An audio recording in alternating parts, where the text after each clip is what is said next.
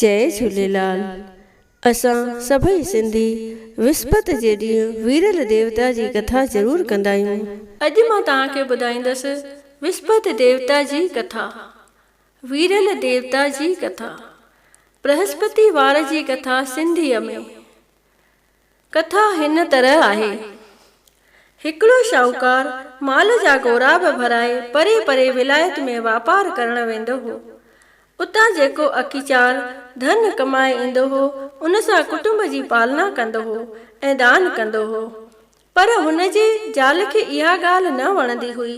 हिकिड़े ॾींहुं उहो शाहूकार वापार करण लाइ विलायत वियो हो। हुन जे परपुठ विस्पत देवता साधुअ जो रूप धारे हुन जे ज़ाल खां अची भिख्या घुरी। माईअ चयुसि त स्वामी, मां त दान करे करे कक थी पई आहियां। हाणे अहिड़ी का कृपा करियो जो मुंहिंजो धन नास थी वञे। साधुअ चयुसि त चङो, ईअं ई थींदो। हाणे तूं हीअं कर, 7 विस्पतियूं पोलो पाए, खार चाढ़े कपिड़ा टहिकाए, तेल मेट सां सनानु कर ऐं मांस मछी वरताए त तुंहिंजो अगर तगर नास थी वेंदो। एतिरो चई साधु हलियो वियो। माईअ अञा 6 विस्पतियूं ईअं कयो त माईअ जो समूरो धन नास थी पियो ऐं माई पाण बि परलोक पधारी। होॾां शाहूकार जेको माल जा जहाज भराए घर पे आयो, उन्हीअ जा सभु जहाज सामान समेत समुद्र में बुॾी विया। पाण तख़्तनि ते चुंबड़ी मस मस अची कंधीअ ते पहुतो। घर में अची छा ॾिठाई त समूरो माल अङर भितर थियो पियो आहे। तंहिं ते धीणस खेनि सॼी वार्ता करे ॿुधाई। धीअ खे दिलदारी ॾेई पाण भगवंत जे भाणे ते राजी रही काठियूं करे पंहिंजे हयाती जा ॾुखिया ॾींहं पियो गुज़ारींदो हो। हिकिड़े ॾींहुं धीणस पीउ खे लीलाए चयो त बाबा, अॼु ॾुध खाइण ते दिलि थी आहे, पर हुन वटि ॾुध करण पैसो किथे हो। हुन खे सखणा दिलासा पियो ॾींदो हो।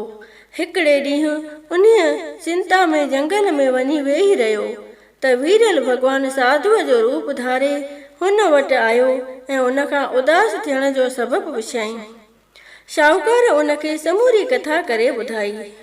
कथा ॿुधी साधुअ चयाईं त भाई, तुंहिंजे ज़ाल विस्पत ॾींहुं वीरल भॻवान जो अपमान कयो आहे, जंहिं करे तुंहिंजी हीअ हालत थी आहे।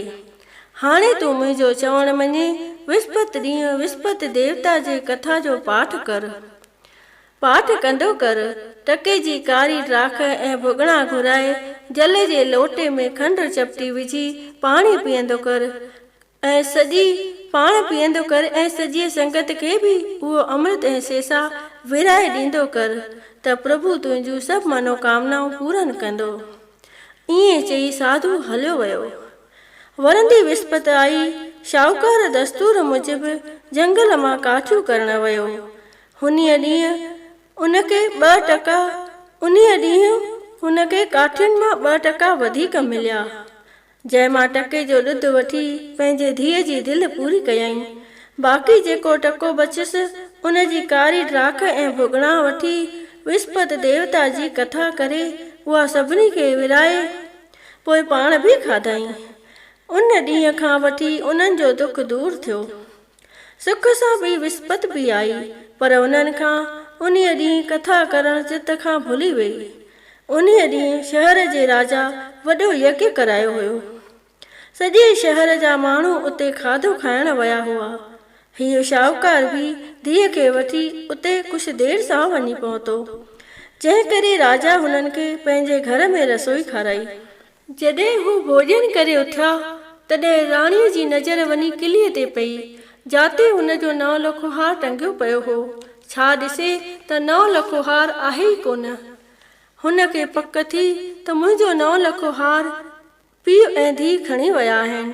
सो राजा खे चई ॿिन्ही खे खणी क़ैद करायईं। जेल में धीउ ऐं पीउ ॾाढा परेशान थिया। वञी उते वीरल भॻवान खे यादि कयऊं। वीरल भॻवान साधुअ जे रूप में दर्शन ॾेखारे चयुसि त तव्हां अॻीअ विस्पत ते वीरल भॻवान जो अपमान कयो आहे। हाणे हीअ जेका बि विस्पत ईंदी तव्हांखे जेल जे ॿाहिरां टको लभंदो। उन्हीअ मां टके जा भुॻड़ा ऐं ड्राख वठी कथा बि कजो ऐं सेसा विराए सभिनी खे अमृत जल बि पीआरजो। तव्हांजा सभई दुख दूर थी वेंदा। एतिरो चई साधु अलोप थी वियो। वरी ॿी विस्पति बि आई। जेल जे ॿाहिरां बराबरि टको हथ लॻो, पर शइ किथां अचे। हिकिड़ी माई उतां लंघे पई वेई। उन्हीअ खे सॾु करे ड्राख ऐं भुॻड़ा वठी अचण लाइ चयो।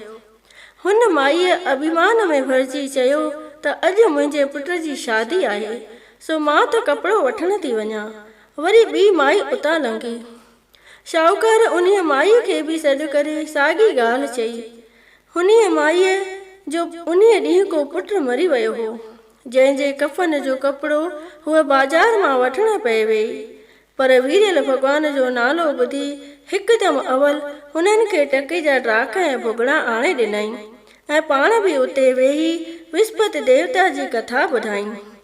कथा ॿुधी सेसा ऐं अमृत वठी जॾहिं घर ॾांहुं वञण लॻी, तॾहिं रस्ते ते पंहिंजे पुट जी काई वेंदी ॾिठाई। हुन काई खणण वारनि खे तरसाए चयो त पहिरियां ई मूंखे पंहिंजे पुट जो मुंहुं ॾेखारियो।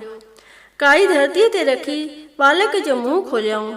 माईअ अमृत ऐं सेसा खणी पंहिंजे मोल पुट जे मुख में विधो त वीरल भॻवान जे बाझ सां उहो बालक श्री राम चई हिकदमि उथी खड़ो थियो। होॾां जंहिं माईअ जे पुट जी शादी हुई, सो वीरल भॻवान जे नाले खां बेमुख थियो हो। जंहिं करे घोड़ीअ ते चढ़ी जॾहिं टिवाटे ते पहुतो, तॾहिं घोड़ीअ अड़ी हईं ऐं हू धू वञी पट ते पियो। अहिड़ी त चोट लॻसि जो मिंटनि में मरी वियो। पोइ वीरल भॻवान साधुअ जो स्वरूप धारे उन्हीअ खे विस्पति देवता जे पूजा करण लाइ चयो। हुन सचे भाव सां वीरल भॻवान जी कथा पढ़ी कारी ड्राख भुॻड़ा ऐं अमृत संगत में विरायो ऐं पुट जे मुख में बि विधो त उहो हिकदमि उथी खड़ो थियो। ॾींहुं गुज़रियो। विस्पति जी राति आई। वीरल भॻवान राजा खे सुपिने में दर्शन ॾेई चयो त हे राजन, जेके पीउ ऐं धीउ तो बंदी खाने में बंदि कया आहिनि, से ॿई निर्दोष आहिनि। उन्हनि ॿिन्ही खे जेल मां आज़ादु कर। राणीअ जो नौ लखवार उन्हीअ ई किलीअ में टंगियो पियो आहे। सुबुह जो राणीअ सचुपचु उहो नौ लखवार किलीअ में टंगियल ॾिठो।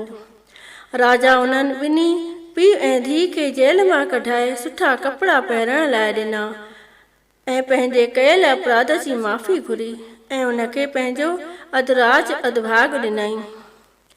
कन्या खे बि तमामु ऊचे कुल में परणाए ॾाज में हीरा लाल जवार ॾिनई। वीरल भॻवान अहिड़ो ई आहे, जहिड़ियूं जंहिंजे मन जूं मुरादियूं हूंदियूं अहिड़ियूं ई पूरन कंदो। जेको बि प्रेमी सचे सिक, सचे भावना ऐं प्रेम प्रीति सां हीअ कथा पढ़ंदो या ॿियनि खे ॿुधाईंदो, तंहिंजी सभई आशाऊं पूरन थींदियूं। सभई बोलियो प्रेम सां वीरल भॻवान जी जय। वीरल देवता जी आरती।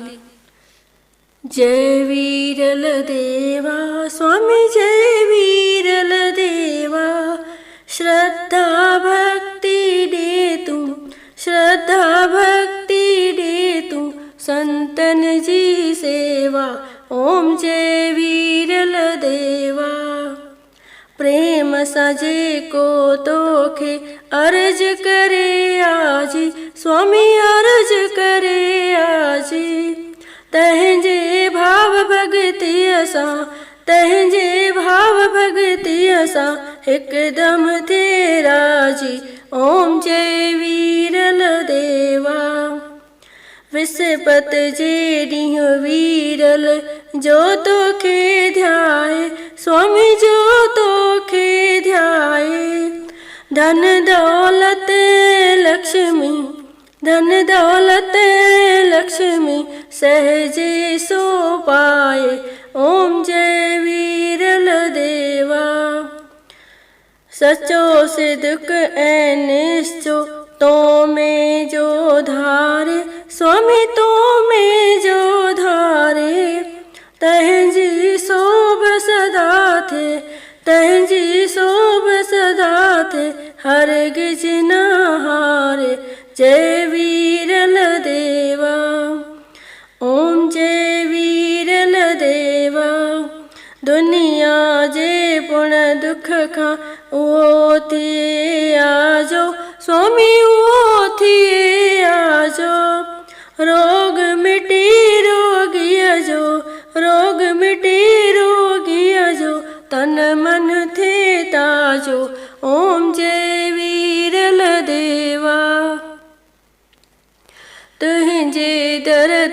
जेके सजण अचन स्वाली, स्वामी सजण अचन स्वाली।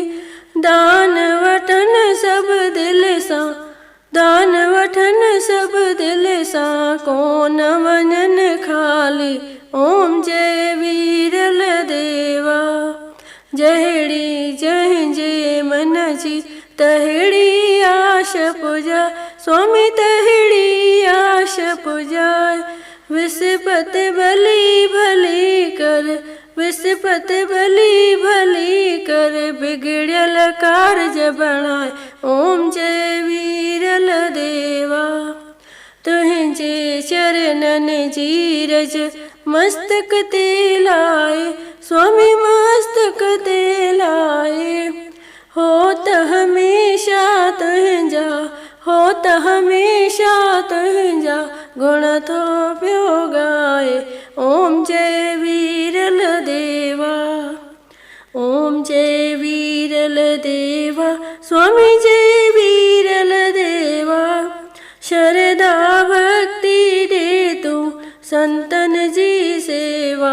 ओम जय वीरल देवा। वीरल भगवान जी वेनती। भजन भैरवी।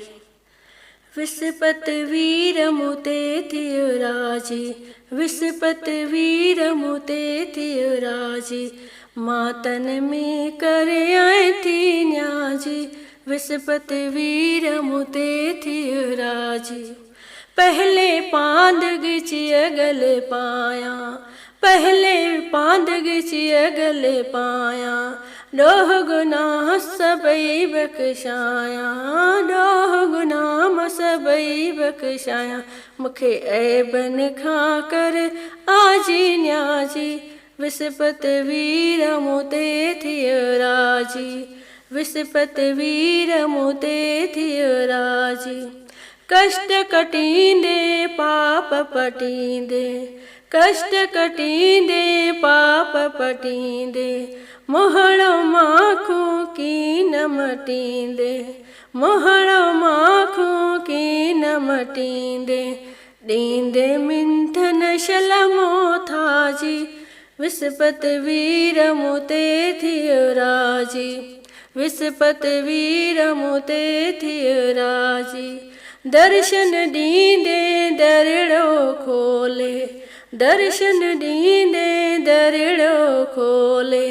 ऋण में वेंदे राम न रोले, ऋण में वेंदे राम न रोले। कंदे बाबल शल सुलटी बाजी, कंदे वीरल शल सुलटी बाजी। विस्पत वीर मुते थियो राजी, विस्पत वीर मुते थियो राजी। बाज करे वन बछड़ो जानी, बाज करे वन बछड़ो जानी। जेठल साथियो सुन में साणी, जेठल साथियो सुन में साणी। कट सुरन जी सब साजी, कट सुरन जी सब साजी। विस्पत वीर मुते थियो राजी, विस्पत वीर मुते थियो राजी। मातन में करे आए थी न्याजी, विस्पत वीर मुते